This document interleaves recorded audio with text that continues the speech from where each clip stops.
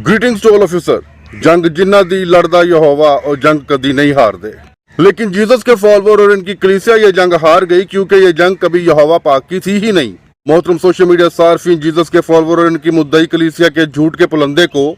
ये case civil court की मोहतरम जज साहिबा ने झूठे मुकदमे के परखच्चों को उड़ा के रख दिया। मोहतरम सोशल मीडिया सार्फिन, जीसस के फॉलोअर ने इन झूठे मुकदमात के लिए मसीहत के नाम पर मसीहों के दरमियान तफरीकाबाजी की ऐसी गंदी फसल बोई कि जिस फसल को मसीहों की नस्लें पुश्तें काटती रहेंगी और यही पुश्तें ना तो एक दूसरे को बुलाएंगी और ना ही एक दूसरे की शादियों और जनाजों में शरीक होंगी।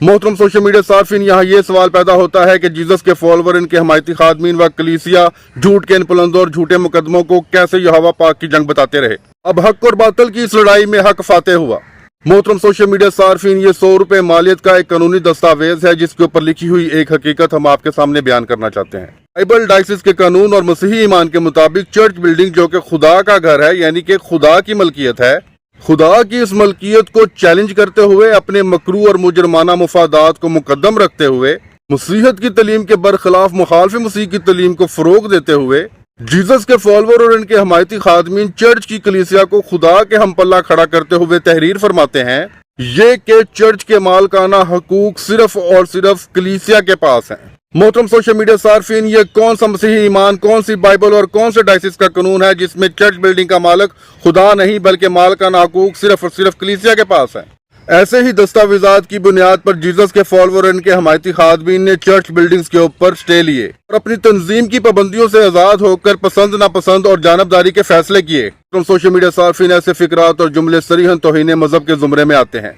मोहतरम सोशल मीडिया सार्फिन, जीसस के फॉलोअर ने इन झूठे मुकदमात और झूठ के पलंदों की खातिर बाइबल, मसीही तालीमात, डायसिस के आइन और अदालती फैसलों की गलत तशरीहात की। ऐसे तमाम कारनामे और सयाकारियां करने के बाद ये शख्स खुद को जीसस का फॉलोअर कहता है, इसके हमायती खादमीन इसको मैन ऑफ गॉड कहते हैं और इसकी कलीसिया इसको एक मजलूम देवता समझती है। मोहतरम सोशल मीडिया सार्फिन, आज भी हम जीसस के फॉलोअर, इनके हमायती खादमीन व कलीसिया से बाइबल मुकद्दस की एक आयत का तकाजा करते हैं कि जिससे ये अपने अमाल करदार शख्सियत को दुरुस्त साबित कर दें। और अगर ये बात आप बाइबल के कानून, डायसिस के आइन या मसीही तालीमात से साबित ना कर पाए